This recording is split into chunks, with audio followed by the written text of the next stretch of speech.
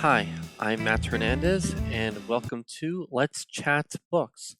Today we're looking at a short story from Carol Shields' Collected Stories. This collection makes up 3 volumes: Various Miracles, The Orange Fish, and Dressing Up for the Carnival. Though the short story that we'll be looking at today, Segue is before those 3 other collections. I believe that this this collection came out after the passing of Carol Shields. And yeah, it's kind of telling looking at Segue. Segue is about a poet. She writes sonnets. Her name is Jane Sexton, and she lives with her husband, Max Sexton. He is a novelist. So there's not much of a plot going on in this story, and I actually find it to be very beautiful because if I just want something to read, something to relax with, something to just decompress, then maybe something like this story is what I would enjoy. It's not that the story isn't. that- I mean, there's a plot running through it. There's a passage of time. Jane Sexton is in her later years, and she just spends the days just working on her poetry. She is part of a sonnet organization, and just the time she spends with her husband. And I think quite a bit of this is quite beautiful. Now, as I've read this story several times to make this video, and as I re-record this video days after the first time I had recorded this, what I noticed the last time I was reading this out loud was, as I read part of it aloud, there is a bit of melancholy running through this video that I had not noticed just reading it in my head. So, is it just aging gracefully, or perhaps is there a bit of melancholy to it about, maybe we don't really just a bit of sadness through it, our creaking bones. And if you can ask a person who's over 60 years old when it's going to rain, because they could just feel it and their arthritis and all those things that come with that, maybe even after I go to a judo class or something like that, maybe my knee just sort of aches for a while, whereas maybe that wouldn't have happened 10 years ago. I mean, I'm nowhere near the age of this character, but nevertheless, maybe I can feel a few, just a tiny bit of some of these things in my own life, in my own bones, even.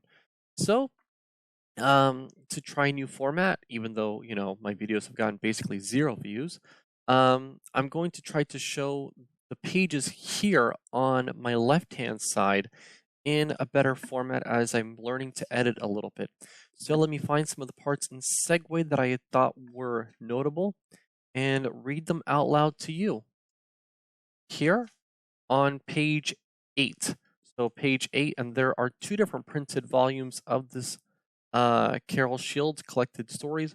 One of them being, well, this, silver version. Segue page 8.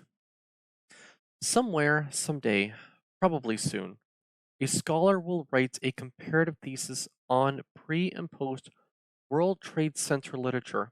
I can imagine um, her or him, an intrepid young person in her early, awkward 20s, Columbia or else Yale, her hair flattened by neglect, her body unbalanced by bad posture and fad diets, perpetually in a state of flinching, just slightly overwrought by her male supervisor, or the other way around, but determined nevertheless to identify the fulcrum that she knows by instinct separates the now world, which has seen the end of Fortress America, and the notion of giving thanks from the olden days separates real terrorism from the old excuses of vengeance striking back when power is denied.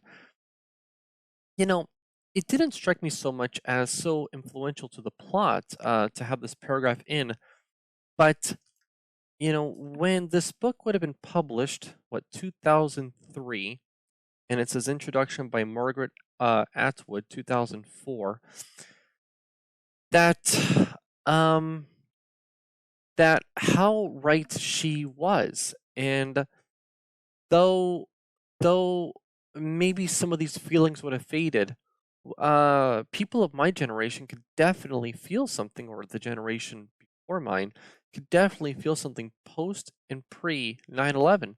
I have some of these Norton anthologies behind me from college, and as they're divided by different eras, um, I definitely imagine we would have a certain era for pre and post 9/11.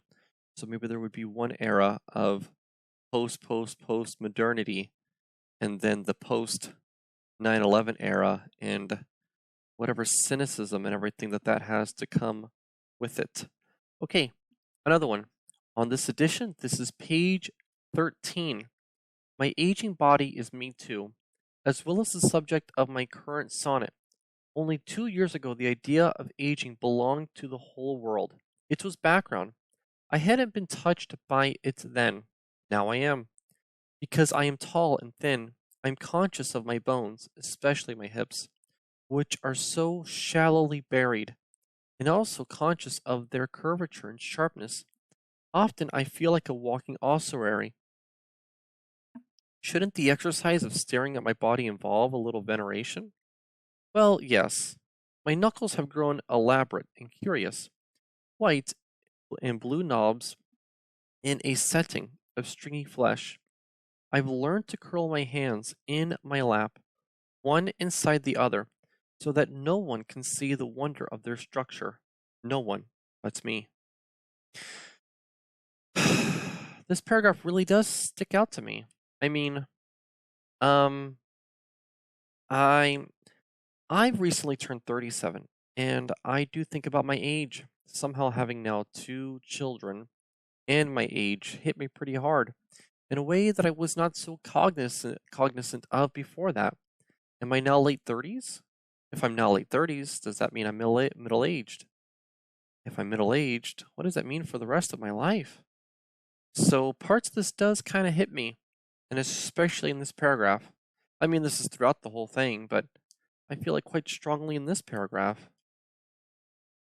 Hey, here, page 15, another part that had stuck out to me.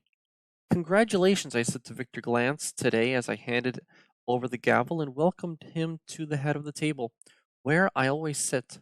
For the next 3 years, he will take charge of the society meetings and newsletters, and after that, he may earn himself another term. I presented him with an African violet, which I saw as symbolically useful, although I'm not sure the others understood the subtleties. African violets must be watered from the bottom, not the top. And this, I believe, is analogous to the writing of sonnets in the 21st century.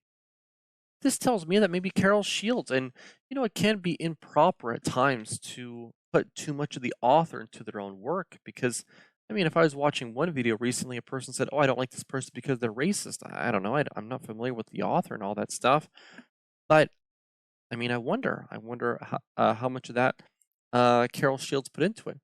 My style of trying to make these videos is also to say what can I put into it in the stories as well to draw context. I mean, I've been part of quite a few clubs or organizations in college, a little bit thereafter, and even plenty of these English corners in town. And what I could say is, I could say that you might be part of a small club that means nothing to over 8 billion people on Earth, but it means a lot to you and to those who join, to those who go, and it means the world to them. And, you take these little things seriously. Okay, the last one, spanning from the bottom of page 18 to page 19. It is my aging body I want to write about, this oiled goat skin I live inside of. The body that rises now a little creakily, though I attempt to disguise this lack of limberness with an effort of will, I lean over from the waist as smartly as I can, as though a witness were standing next to me, taking notes, and check the chicken in the oven, a pair of baking potatoes darkening in their hides. Max is reading the newspaper. I hear him turning over the pages in the living room and think how he has deprived himself all day of this pleasure. He's always been strict about the avoidance of newspaper early in the day. He's like a Puritan in that way, First, he must perform his daily task getting down onto hard disk or paper his 500 words, which tomorrow he may or may not delete. In 10 minutes, we will sit down at the dinner table, just the two of us. Are we to share the future or no? I've never made a fuss of such things. Why would I begin now? Next paragraph. Oh, these dual dinners. They've grown so hard for us. We'll be talking about the Middle East tonight, the two of us, or else the obscenity of CEO salaries in America. We already know each other's views on these subjects. We speak in order to keep the silence away. It's as if though we reheat these issues and are and it goes on a bit. I don't know. I personally might like some little routines like this. Maybe she's viewed them as quite trite and you know, that they've lost their beauty, that they've lost whatever it's had at some point to enjoy one's routines. I think I'd enjoy it. There's been parts of my life that maybe I've neglected maybe certain things about my future or something like that while living here. Just relaxed. So relaxed for such a long time. Now I have quite a few stresses worrying about the future and stuff like this, but for Jane Sexton, how much worrying for the future might there be? Just, I don't know. As it says, I've never made a fuss of such things. Why would I now? Are we to share the future or no? Well, whatever future they have left, which, if they're saying that they're in their retirement years or so like this, that they do the things they do because they want to do them. I imagine their mortgage is paid off and all those kinds of things. Well, I've given you guys quite a few thoughts on this here. I'm going to try to edit this together and try to show here the book pages here on my left-hand side, I believe your right-hand side. And, it's going to take some practice and stuff like that.